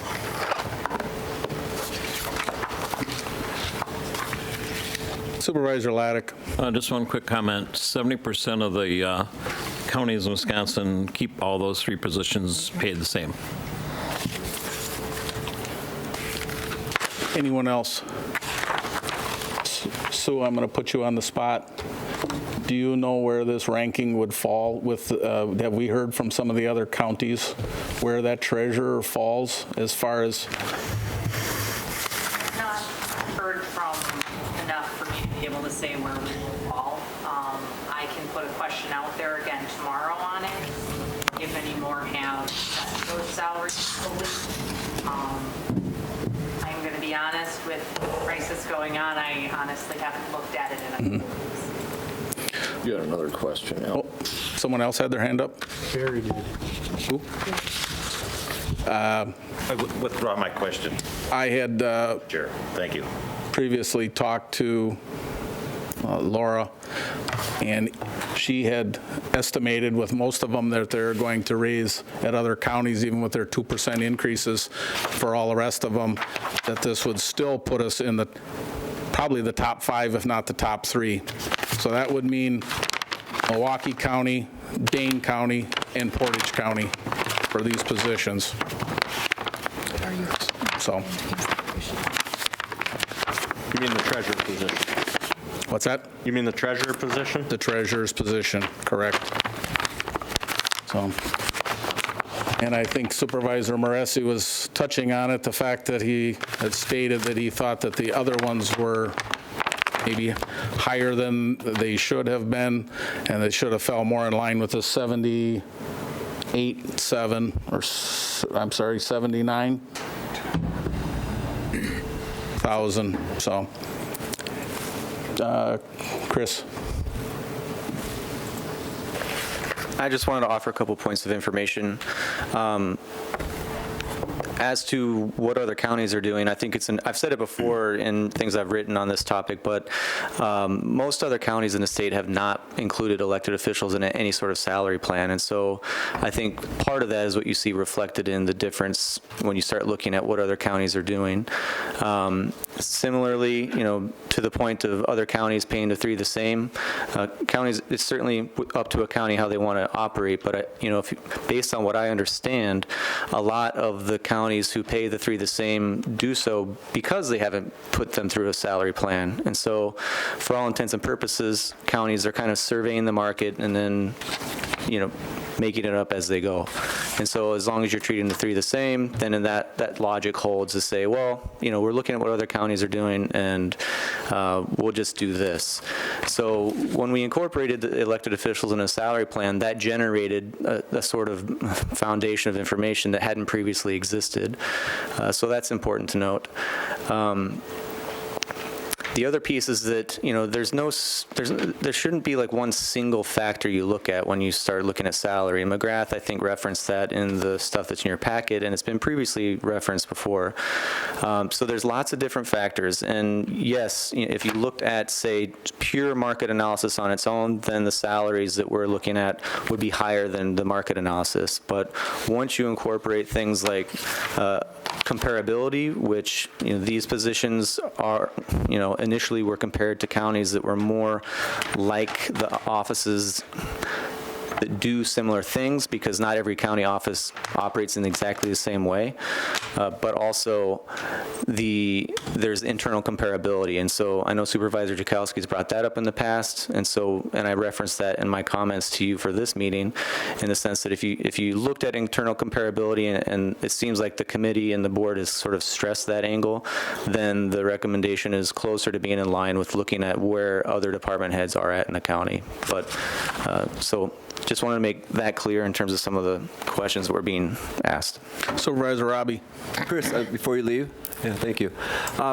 Could you just give us some insights on what some of those comparabilities are? Because when we look at it just from a salary point of view, it's like easy to say, okay, should we be the 3rd highest in the state? I don't know.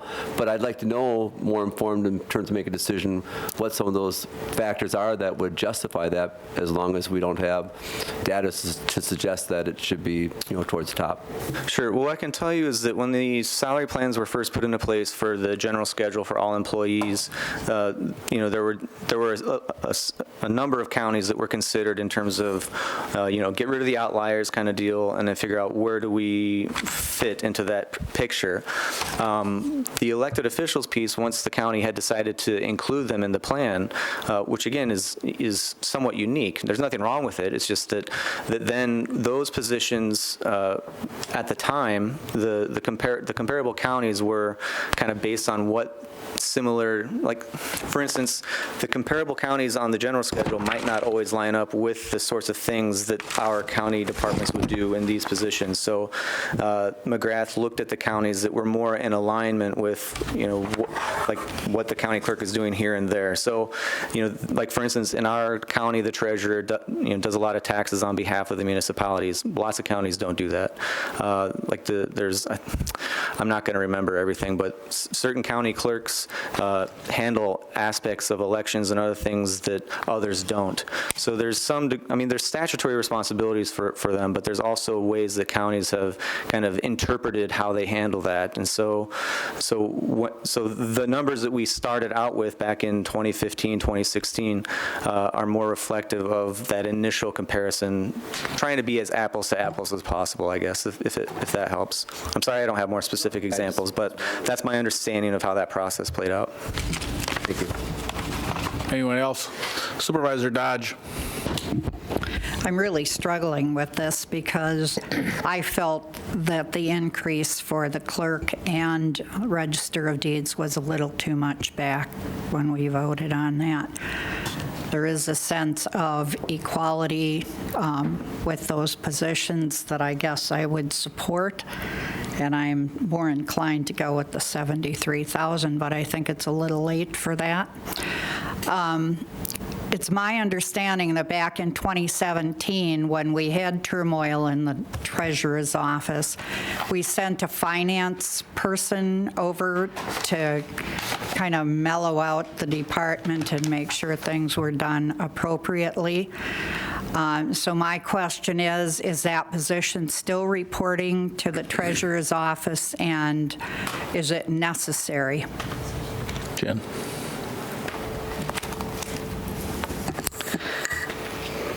Previously, there was a bookkeeper position in the treasurer's office.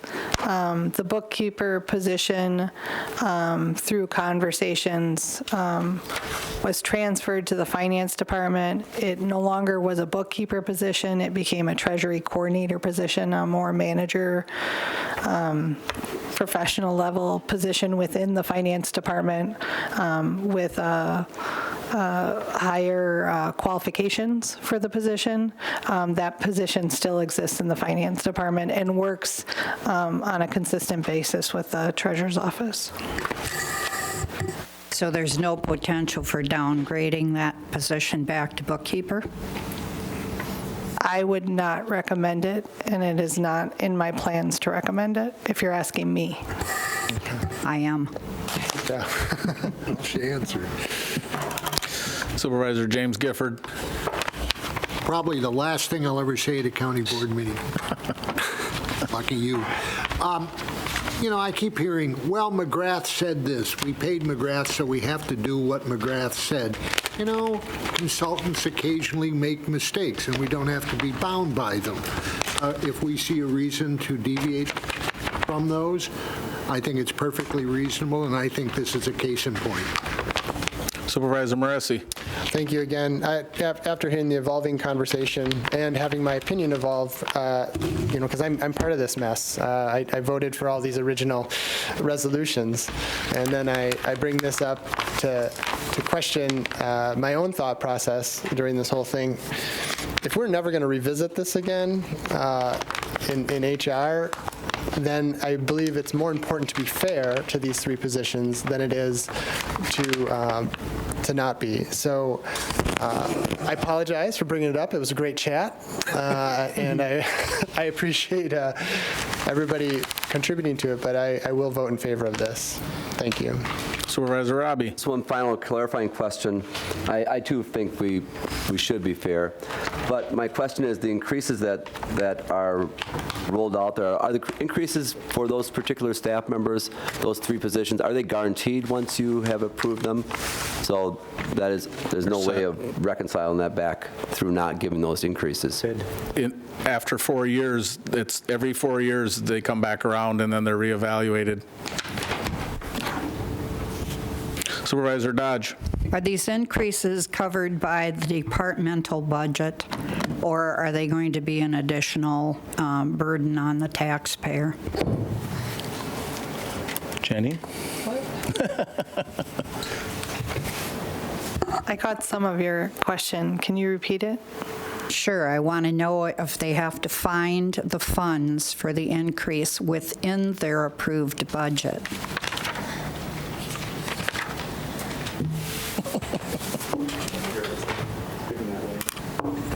And this won't be till next year's. It's not in the budget now. This is for future budgets, so we haven't identified any funding strategies to finance future budgets. I know in conversations we've had in terms of net new construction and what our ability to increase the levy is limited. We only have so much to go county-wide for wage increases. I can tell you the Sheriff's Department, with the increases that they had through collective bargaining thus far this year, it was written in the resolution that they find it from within. Has a determination been made in stone? No, we haven't talked about it that far ahead. Do you have anything to add? Supervisor Laddick. One last comment. It's my understanding that McGrath never really came to talk to our treasurer, that they must have did their analysis from their desk, wherever it is, and tried to do comparables, which I don't think that's fair. I think if they're going to reevaluate the position, they need to come and do an actual site investigation and find out what our treasurer actually does, and evidently that did not happen. All right. Any other discussion? All those in favor, vote yes, and opposed, no.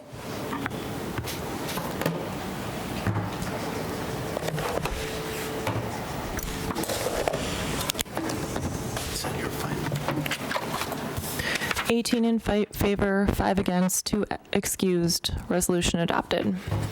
Number 13, providing county emergency administrative flexibility for COVID-19.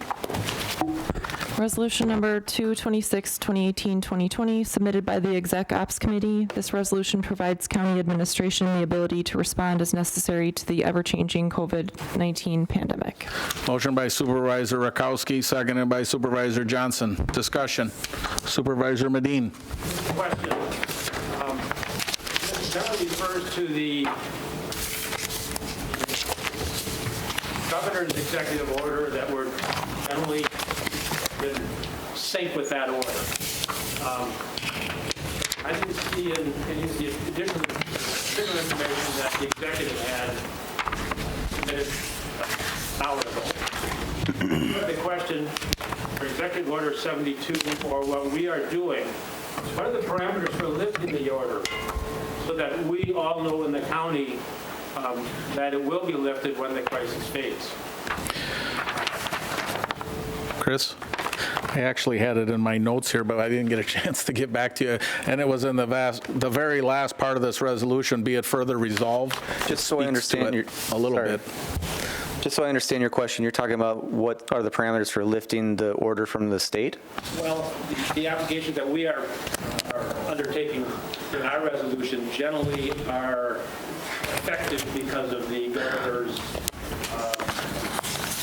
Supervisor Medina, are you looking for something like a sunset date on this resolution, when it would close or end? Yes.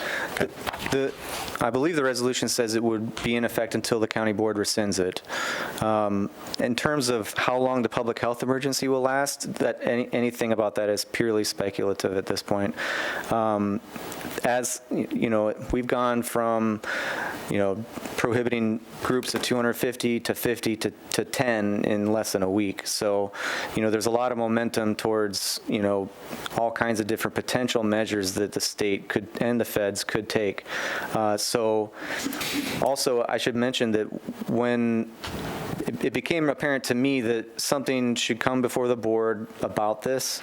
It was also a recommendation from the Counties Association that the county board have a role in the sort of handling of the emergency, because, when I declare a state of emergency for the county, that opens up flexibility and some abilities under certain areas of statute that give us ways to do what we need to do in the moment. But this is a complementary piece to that, and initially was, where are we now? We don't know, and other counties were circulating this sort of resolution or forms of it to say, here's ways that we're trying to approach the moment now. So in my mind, what this does is, when we declare a state of emergency and we institute a policy specific for the disease, this provides sort of a peripheral kind of flex zone for things that are unforeseen that we don't know how we're going to handle. But what it also is important is that it keeps you all abreast of what changes are taking place. So from my point of view, if I'm going to make changes after a state of emergency is declared, I'll manage that process through executive orders so that we can kind of collapse that down into the policy when we're through this emergency, and then that will be memorialized moving forward so we can rely on it in the future. But being able to say, let's work with the county board chair, let's work with public health, let's work with emergency management together and figure out what are the most prudent courses of action to take, and then within 24 hours make sure you all know, and then also provide space at your meetings to review and discuss those things so that everybody really appreciates where we've come, and in 1 month I can't even begin to tell you where that might be based on where we've been in the last week. So it's a long answer to your question. I know I'm a bit wordy sometimes, but I really see this as more of a, providing flexibility for the unknown, even with a specific policy that we'll put in place that will itself have to change probably pretty quickly. Just a simple follow-up. The assumption is that this will be specific for the COVID-19, and that if there is another emergency that comes up of some other nature, they don't just simply continue this same resolution and have it effective to handle a totally separate situation. Is that kind of the understanding, that we're not more than Potentially, though, I would say that there are a lot of things that could start falling under the umbrella of COVID-19. But yes, in my mind, it would be, if the county board wants to support this, they put it into place. It allows us to do what it says in resolution, and then as we work our way through the public health emergency, and at some point it's over, then the county board rescinds that and we go back to business. But everything we've done in that interim period will also inform county ordinance and policies that now are not well positioned to deal with situations like this. I know this was sent out as an addendum, but on the very, be it further resolved that this resolution will remain in effect until rescinded by the Portage County Board of Supervisors. I think that's what Mr. Medina is talking about. And it gives the authority to the county exec and the county board chair, along with others, discussion with Corp Counsel and Health and Human Services, to be flexible during this time. We had last week on Thursday, we had a 2-hour meeting with staff to try and answer questions and field them. We had a 1-hour meeting with the court systems and the sheriff to talk about jails and court concerns. And questions continue every day to come up. Things continue to change. I've had people question the fact of even having county board tonight. This is one of the main reasons is we had to get this done in order to give us the ability to move forward with a lot of it. But there was discussion after that. Maybe people can call in. Maybe our present ordinances don't allow that, and if for some reason we wanted to allow it to be able to be flexible, we could under this, and then we report back to the county board in either an email or phone calls to let them know, and then it would also be on their next agenda to make them aware of it for discussion. But there are certain things that would come up, and as we're waiting for state and federal to see what comes down, we may have ordinances and things that are in place that don't allow certain things, or we need to add them. That gives us a flexibility to be able to respond quicker than having to either have this committee brought forward or any other committee, so we can move a little quicker and be a little more fluid. Supervisor Barry Jakowski. Thank you, Mr. Chair, and thank you, Executive Holman. I certainly understand the need for us to have flexibility as a county in this time of medical crisis.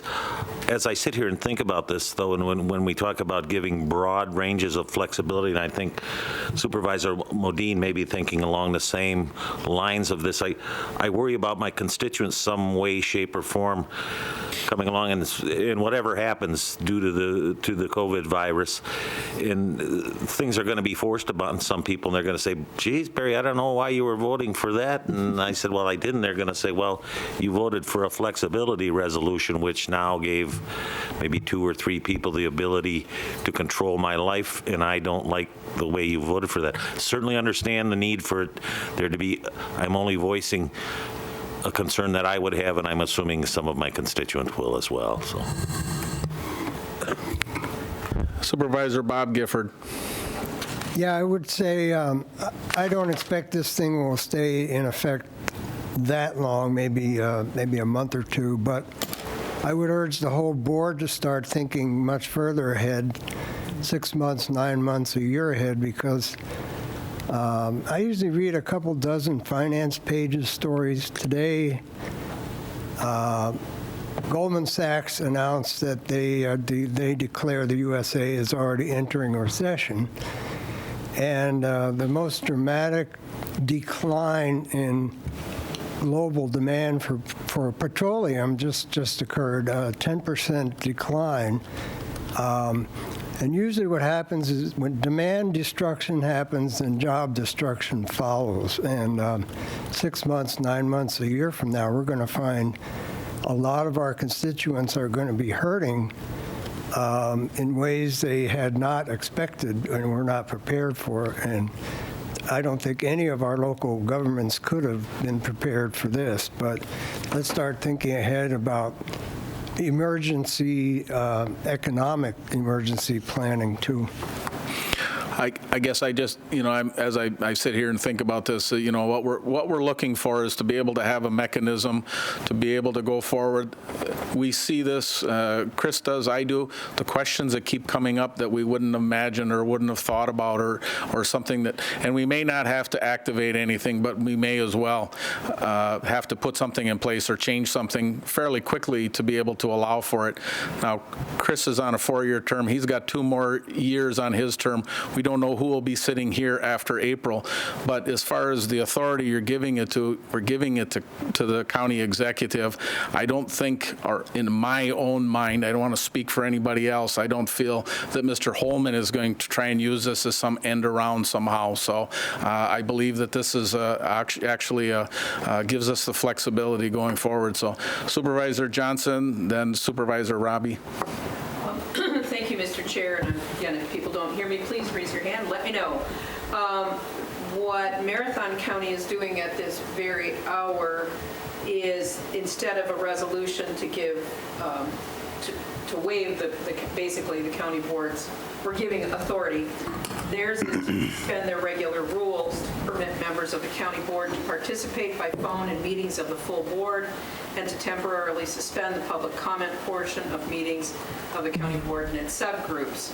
So County Board Chair Gibbs, of course, they don't have an executive, they have an administrator. That's what they opted to do, because then they can call board meetings more frequently. The board then is involved in those decision-making. So I just saw this today because it was just posted last night. So I'm throwing it out there as an option for us to consider to keep county board members in the loop. Supervisor Robbie. Yeah, I think I take a little more pessimistic view in terms of how long this might last. I think a month or 2 is probably very optimistic. I think it's going to be longer term, and I do know that as all our public officials are in leadership position, they're looking for some efficiencies, because there's so much things that are happening on a day-to-day basis that, as much as all of us want to be involved in every facet of it, in order to do well for our community and for our county, we have to trust our leaders to some degree to say, yes, please use those efficiencies. I think Dave is absolutely correct that if they go about and are scoundrels, then we certainly have the opportunity to reconvene and wrestle wrestle that power back from them. But I think these are odd times, and the way we've always done things and the protectivism and the bureaucracy, really, that's, not all bureaucracy is bad, but we need efficiency, and we need to trust our leaders to some degree, and I trust them to a great degree, but we need to allow them to do what's best for us at this point in time so that we can move through this this maze that's going to be before us. And all of us, if you're, and I know you all are very aware, things are happening by the minute, and they can't always reconvene us to make decisions that are going to be real important moving forward. So I certainly support the decision. And again, if they are proved to be unworthy of that, which I doubt with my every fiber, then we can wrestle it back from them quite quickly, I think. One of the things with the Marathon County that I heard in there was suspending the public input, and I believe I've heard on other topics how important that was to have, so unless I'm missing something there. Supervisor Barry Jakowski, then Supervisor Splinter. Thank you again, Mr. Chair. I would just like to repeat that I in no way, shape, or form feel that yourself, Mr. Chair, or Executive Holman would take advantage of this in these times. I just caution that the bland nature of the resolution, some people will construe as dangerous. I will support this resolution because we definitely need to move along and be as efficient as possible. I just was concerned about the bland nature of the resolution. And thank you for your hard work in these trying times. I think we both understand that, and that was not the intent as well, Barry. Supervisor Splinter. Yep, I am in favor of it also. I assume the board or the supervisors will be informed as things are let out to the public, so that at least we have a heads up in case we get constituents calling with questions. At least we're on the same communication level as when you release information to the public. We get a little heads up with our emails or whatever. The other thing, as long as it's on this subject of sorts, the immediate effects in our county and statewide and nationally, really, is going to be against the local pubs and the local restaurants. A lot of people are going to just hibernate. I would encourage anybody that's watching, or our constituents, especially, if you go to a fish fry once a week, still go for a takeout. If you go for a nice dinner at El Mezcal or whatever, go for a takeout. Don't be afraid to go in and keep those people working, because there's hundreds and hundreds of cooks, bartenders, waitresses, all in a crisis mode at this point, and you got to keep them running. And you got musicians and artists, their contracts are being canceled because there's no for Century here tomorrow night. They canceled that out. So there's a lot of people, especially our food people. So patronize them. If not, but you come in and grab it and go. That keeps a cook going. That keeps the business going. We don't want to end up after 3 months with all these small businesses saying, "Hey, boy, nobody supported us. They all stayed home and they didn't support us." So support your local businesses, whatever they are, and because we're all in it together. I would say to that point as well that during these times, I know some of the folks don't check their emails quite as often. During these times, you may want to make a point of checking them daily, for that simple fact that's the easiest way for us to communicate with you folks. If something happens, it's going to go out quickest in the email. That's how you'll be notified. Is that correct, Chris? We're stacking them up here. We got Supervisor Moresi, then Supervisor Medine. Thank you, Mr. Chair. I think Supervisor Robbie's sentiments are solid. I trust you to do the right thing in this time. My question is as a matter of process, when it's time for us to rescind this as a board, how do we bring it forward? It can come through executive ops. Okay, just the same committee structure. Okay, thank you. Yep. Supervisor Medine. We have a number of resolutions that are on the books, and we forget about them over time. I think a simple amendment that would simply state, be it further resolved, this resolution shall remain in effect for 2 years unless rescinded by the Portage County Board of Supervisors earlier. It gives plenty of time and lets it just sunset over that period of time. I think it's a reasonable way just to allow this thing to die a very pleasant death. This crisis is long past. Is that a motion, Supervisor Medina? I would second that motion. I have an amendment to set a sunset date, and Supervisor Medina, if you'll make sure you share that with staff. Just at the last, it just says that this resolution shall remain in effect for 2 years unless rescinded by the Portage County Board of Supervisors earlier. What date, do we want to put a date on there? Because what's 2 years from today? From today. From today. Okay. So we have a motion and a second to the amendment. Discussion. Supervisors Astro. Thank you, Mr. Chair.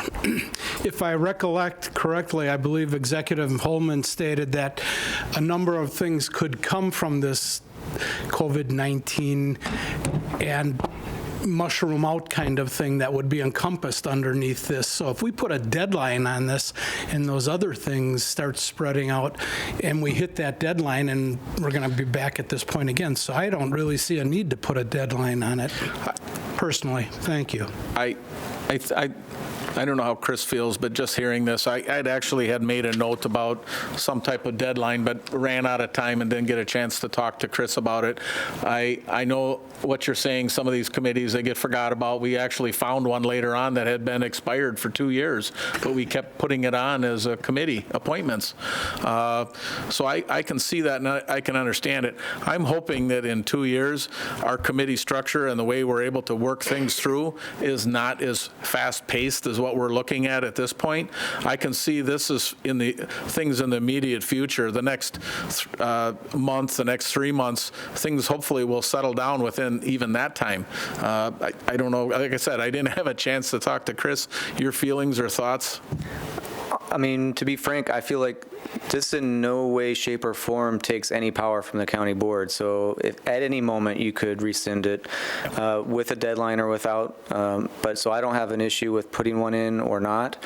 And also, you know, as I said earlier, I view it as complementary in a sense to the declaration of a state of emergency when that happens, in the sense that it's really kind of having us as a partnership working through this and making sure that everybody's apprised of what's going on. And to your point, Supervisor Splinter, anything that is done, in my mind, this has to be communicated to you all within 24 hours. So you will be kept abreast of whatever's happening on a very regular basis, because I think as this continues to unfold, you are going to get a lot more questions than maybe you have in the last week. Supervisor Don Jankowski.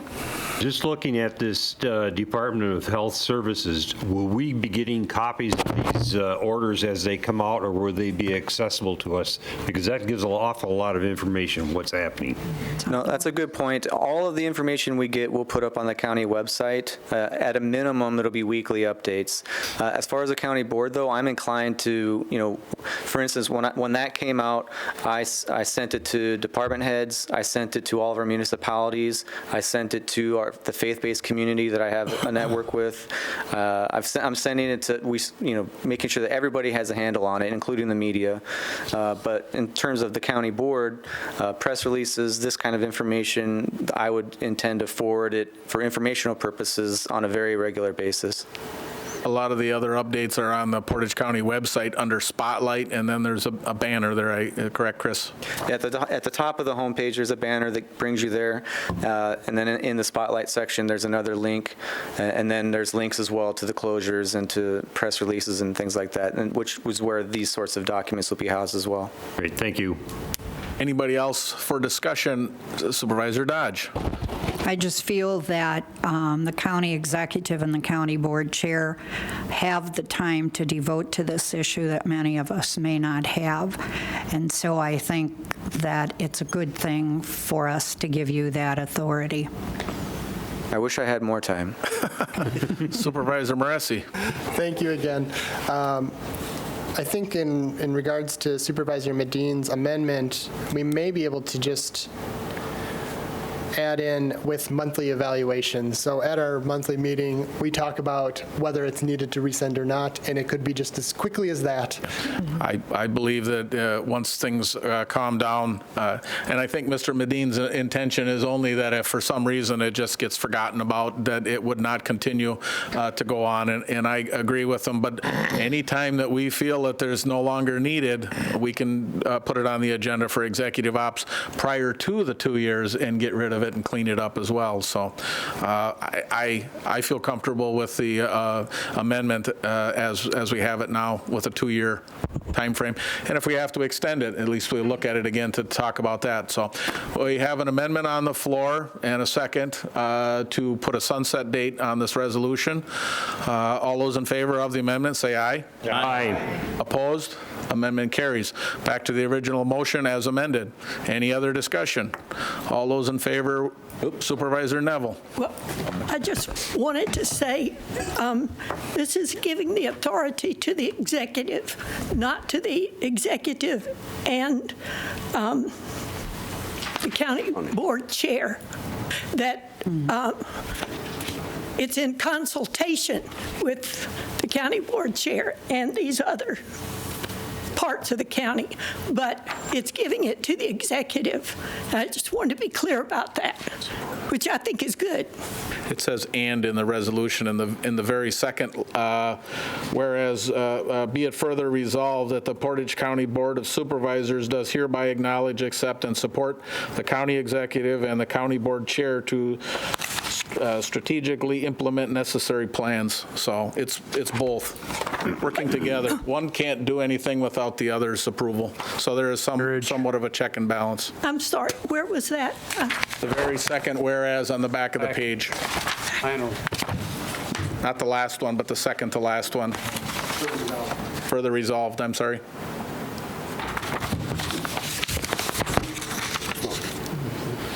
Okay.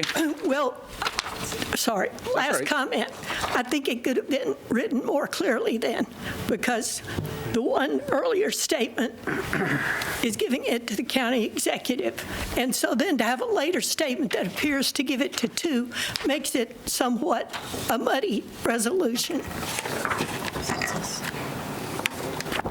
Consultation with the county board chair. Yes, and even on the front, Supervisor Neville, now therefore be it resolved, the Portage County is providing an administrative flexibility to allow the county executive in consultation with the county board chair. So again, it's either the authority or he's not going to be able to do it without the consultation, or at least letting me know about it. Or I should say whoever's sitting here. Right, consultation, but that's a different thing than it being joint. And I think when we write these things, we need to be very sure that we're making them clear. And I do not think, despite what you just said, that this is clear. Okay. Any other comments? We have Supervisor Moresi. Just one other quick comment. Thank you. I just really want to urge that we do figure out a way to have remote meetings with public input. I said it before about having screens on here so we can make amendments on the fly and have everyone be educated at the same time. The technology's there. We can have video conferencing. Most of us have computers. We can have teleconferencing. We can have combinations of both. I'm sure it sounds like you're already looking into it. But I think that public input is still important. We may not like it because if it's set up like Facebook, we're going to get lambasted for our decision making because people make off-the-cuff comments. But we need that public input because we need people to be part of this process. Thank you. Supervisor Gussel. Kill this one. Thank you. With that, we have a motion. We have an amended motion. All those in favor vote yes and opposed no. A good way to do it. With age comes wisdom. Yeah, right. Man, a few words, but too much. 22 in favor, 1 against, 2 excused, resolution adopted. Oh, 1 abstained, I'm sorry. Hard to see. Before we adjourn, I just want to remind everybody that we had spacing between everybody for a reason, so that when we adjourn, we don't go into the hall all in a big cluster and bumping together. There's a reason, so please honor everybody's spaces. I'll take a motion to adjourn by Supervisor Barry Jakowski, seconded by Supervisor Laddick. Oh, I've got a comment from Barry. Go ahead. 4 years of school. Yes, before we go, I know we dealt with some very serious issues this evening, and I think it a little overshadowed. I would like to thank the 3 individuals that will no longer be with us on the county board. I enjoyed, and I know each and every one of us did, working with them, and we certainly do thank you for your service to this county, and I would like one more round of applause for those gentlemen.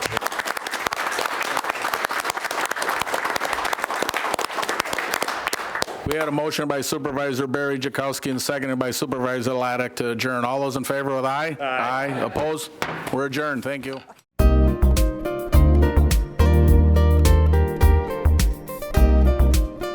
A video of this meeting is available for viewing on the city's website, stevenspoint.com/videos.